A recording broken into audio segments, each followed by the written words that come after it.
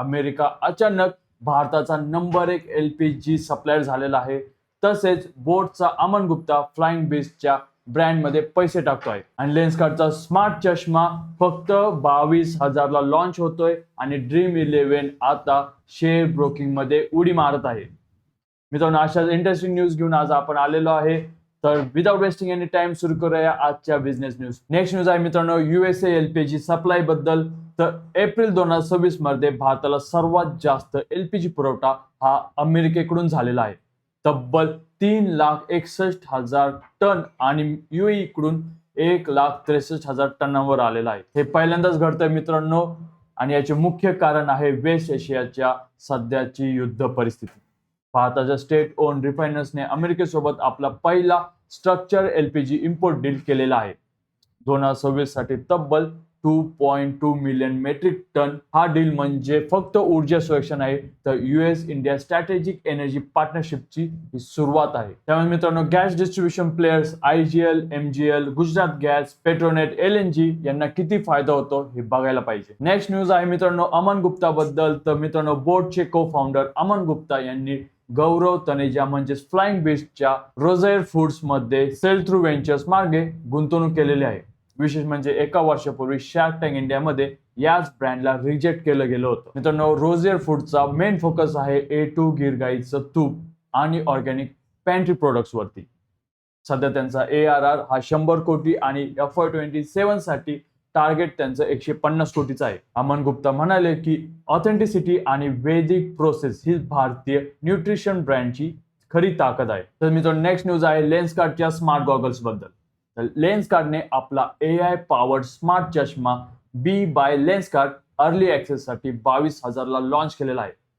जो जगात पहिल्यांदा Snapdragon AR1 chip, Google Gemini AI आणि 12 मेगापिक्सल सोनी कॅमेऱ्या सोबत भेटणार आहे. याचं वजन मित्रांनो फक्त 40 ग्रॅम असणार आहे आणि त्याच्यामध्ये 32 GB चं स्टोरेज, चार्जिंग केस इन्क्लुडेड असणार आहे आणि हे बडी AI कंपॅनियन हे 40 पेक्षाही जास्त भाषांमध्ये असणार आहे. मित्रांनो, लेन्सकार्टकडे आहेत 3,000 स्टोर्स जे गुगलकडे नाहीयेत आणि हीच खरी त्यांची डिस्ट्रीब्युशनची खरी ताकद असणार आहे. नेक्स्ट न्यूज आहे मित्रांनो कॅश करो बद्दल.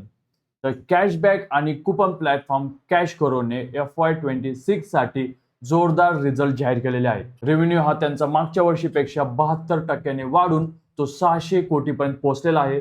तसेच एबिटा लॉस तब्बल 40% कमी होऊन फक्त आता तो 17.7 कोटी राहिलेला आहे. सध्या त्यांच्या प्लॅटफॉर्मवरती 2.5 कोटी युजर्स आहेत आणि पुढच्या 3 वर्षात 10 कोटी युजर्स पर्यंत ते स्केल करायचा प्लॅन करत आहेत. नेक्स्ट न्यूज आहे मित्रांनो स्क्वेअर यार्ड बद्दल.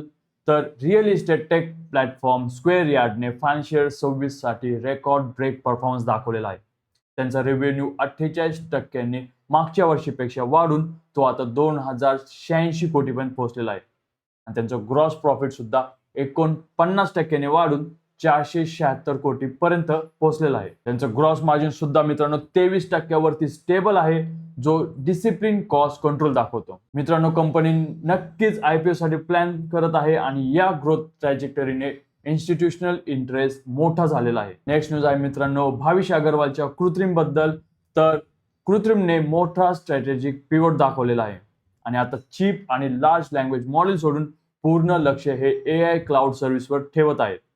फायनान्शियल 26 मध्ये रेव्हेन्यू त्यांचा 3 पट वाढून 300 कोटीपर्यंत पोहोचलेला आहे आणि कंपनीने पहिल्यांदाच नेट प्रॉफिट मध्ये ग्रोथ दाखवलेली आहे. नेक्स्ट न्यूज आहे मित्रांनो ड्रीम 11 बद्दल. तर ड्रीम 11 ची पॅरेंट कंपनी ड्रीम स्पोर्ट्सने स्टॉक ब्रोकिंग बाजारात उडी मारलेली आहे आणि ड्रीम स्ट्रीट नावाचा AI पॉवर्ड प्लॅटफॉर्म अधिकृतरित्या लॉन्च केलेला आहे.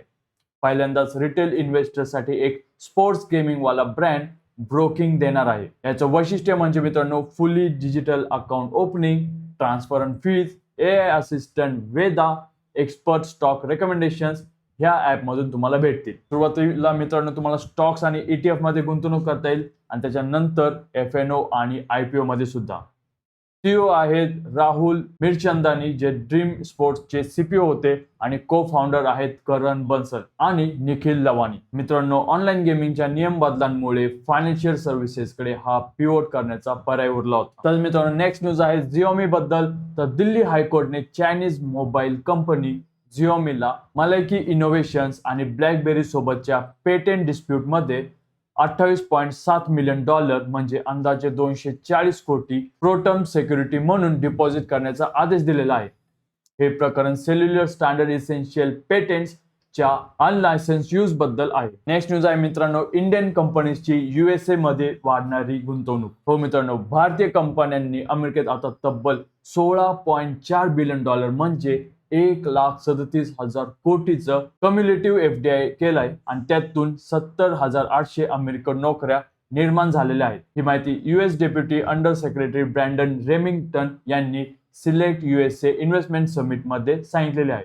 यामध्ये मित्रांनो $313 मिलियन R&D मध्ये खर्च होणार आहे आणि $1.5 बिलियन एक्सपोर्ट्स पण होतील. आणि त्यामुळे मित्रांनो भारतीय फार्मा कंपनीचे मोठे प्लांट हे USA मध्ये आता उभारले जात आहेत. मित्रांनो एकेकाळी अमेरिकेत नोकरी शोधायला जाणारे भारतीय आता अमेरिकेमध्येच नोकऱ्या देत आहेत. नेक्स्ट न्यूज आहे मित्रांनो Amazon बद्दल. तर Amazonने जगभरात मोठा डाव मांडलेला आहे. Amazon सप्लाय चेन सर्व्हिसेस नावाने कंपनी आता आपलं संपूर्ण logistic network trade, distribution, fulfilment, parcel सर्वांसाठी खुलं करणार आहे. अगदी जे Amazon वर विकत नाही त्यांच्यासाठी सुद्धा. आणि भारतामध्ये मित्रांनो याचा थेट परिणाम delivery, blue dart, ship rocket आणि फ्लिपकार्टच्या ई कार्ट वर नक्की होणार आहे. मित्रांनो अमेरिकेने भारतात आधीच $227 मिलियनची गुंतवणूक केलेली आहे. 2030 पर्यंत $26 बिलियन त्यांचं कमिटेड आहे. आणि त्यावेळेस मित्रांनो delivery, blue dart express, TCI express, VRL logistic, Mahindra logistic यांच्या Q4 रिझल्ट्स आणि गायडन्स वरती बारीक लक्ष ठेवा. नेक्स्ट न्यूज आहे मित्रांनो बीजेपीच्या पश्चिम बंगालमधील ऐतिहासिक विजयाबद्दल. तर बीजेपीने पश्चिम बंगालमध्ये ऐतिहासिक पहिल्यांदाच विजय मिळवल्यानंतर अॅनालिस्ट मोठा अंदाज लावत आहेत. हा विजय भारताच्या GDP मध्ये 50 बेसिस पॉइंट्स म्हणजे 0.5% ची वाढ नक्कीच करू शकतो. अबॅकस ॲसेट मॅनेजरचे सुनील सिंघानिया यांच्या मते सेंट्रल स्टेट पॉलिसी अलाइनमेंटमुळे इन्व्हेस्टमेंट फ्लो आणि इंडस्ट्रियल ग्रोथ मोठा होईल. NDA आता एकूण 68% GDP वाला राज्यांवर कंट्रोल करते. स्टॉक मार्केट मधील पहिला परिणाम हा बाजार स्टाईल रिटेलचा शेअर काल 8% उडाला होता आणि अॅनालिस्ट म्हणतात पुढची रिफॉर्म इंटेन्सिटी आता स्ट्रॉंग राहील. नेक्स्ट न्यूज आहे मित्रांनो टाटा टेक्नॉलॉजीज बद्दल. तर टाटा टेक्नॉलॉजीजने Q4 FY26 ला धमाकेदार रिझल्ट दाखवलेला आहे. नेट प्रॉफिट त्यांचा 8% मागच्या वर्षीपेक्षा वाढून तो 204 कोटीवर पोहोचलेला आहे. तसेच रेव्हेन्यू सुद्धा त्यांचा 22% वाढून 1,572 कोटीपर्यंत पोहोचलेला आहे. बोर्डने सुद्धा मित्रांनो शेअर होल्डर्ससाठी 11.70 रुपयाचा डिव्हिडंड रेकमेंड केलेला आहे.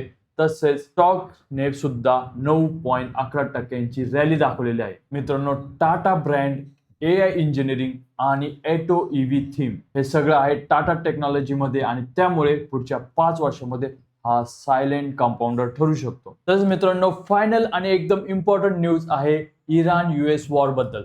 तर मित्रांनो ह्या वॉर मध्ये एक टर्निंग पॉइंट आलेला आहे. एका वरिष्ठ इराणी अधिकाऱ्याने जाहीर केलंय की इराण आता USच्या युद्ध संपवण्याच्या प्रस्तावाला गांभीर्याने विचार करणार आहे आणि 14 पॉइंट काउंटर प्रपोजल सादर करणार आहे. इराणच्या मागण्या मोठ्या आहेत आणि ते त्यांना 30 दिवसांमध्ये पूर्ण करून पाहिजे आहेत. तसंच मित्रांनो इराणच्या मागण्या अशा आहेत की US ट्रूप्स इराणच्या पेरिफेरीवरून परत बोलवायचे, नेव्हल ब्लॉकेड पूर्णपणे थांबवायचं, फ्रोझन इराणियन असेट्स इराणला परत द्यायचे, सँक्शन्स उठवायचे, लेबनन मधील संघर्ष थांबवायचा आणि स्ट्रेट ऑफ हॉर्मुझ साठी नवीन मेकॅनिझम उभारायचं. दुसरीकडे मित्रांनो ट्रम्प यांनी फ्लोरिडा मध्ये एअर फोर्स 1 वर चढताना क्लिअर सांगितलेलं आहे की मी प्रपोजलचा चांगल्या पद्धतीने रिव्ह्यू करतोय, पण इराणने काही बेमानी केली तर स्ट्राईक्स परत सुरू होतील आणि ह्या वेळेस त्या खूप सेव्हिअर असतील. आणि मित्रांनो ट्रम्प यांचा सर्वात मोठा रेड लाईन म्हणजे इराणला न्यूक्लिअर वेपन कधीच मिळणार नाही आणि हे बिन शर्त असणार आहे. मित्रांनो ज्या हॉर्मुझ मधून जगातला 20% तेल साठा जातो त्याच्या भविष्यावरच आज जगाची अर्थव्यवस्था टांगलेली आहे. एक चुकीचं पाऊल आणि ब्रेंट क्रूड ऑइल हे $130 पार जाईल. त्यामुळे मित्रांनो 2 सिनेरिओ तयार ठेवा आजच्या ट्रेडसाठी. पहिला सिनेरिओ म्हणजे डील जर झाली तर ब्रेंट क्रूड ऑइल हे $80 ते $90 कडे जाईल आणि एव्हिएशन म्हणजे इंडिगो, स्पाइसजेटचे शेअर्स रॅली करतील. तसंच पेंट सेक्टरमधील एशियन पेंट, बर्जर, FMCG सेक्टरमधील HUL, नेस्ले, टायर सेक्टरमधील C8 MRFचा रॉकेट नक्की बनू शकतो. तर मित्रांनो, सिनेरिओ 2 सुद्धा लक्षात घ्या. स्ट्राईक जर परत सुरू झाले तर defence stock like HAL, BL, Bharat Dynamics यासारखे शेअर्स, देन गोल्ड, सिल्वरचे ETF, ONGC, oil India, GAIL आणि पेट्रोनेट LNG हे हेजिंग साठी चांगले काम करू शकतात. तर मित्रांनो, जर क्रूड ऑइल $120 पार झाले तर पेट्रोल आणि डिझेल मध्ये प्राइस हाईक ही नक्कीच होणार आणि याचा सर्वात मोठा इम्पॅक्ट कॉमन मॅनवर पडणार. मित्रांनो, तुम्हाला आजची माहिती उपयोगी वाटली असेल तर व्हिडिओला नक्की लाईक करा. तुम्हाला न्यूज कशी वाटतात हे मला कमेंट सेक्शन मध्ये नक्की सांगा आणि भेटूया अशाच इंटरेस्टिंग बिझनेस न्यूज घेऊन पुढच्या व्हिडिओमध्ये. तोपर्यंत जय हिंद, जय महाराष्ट्र.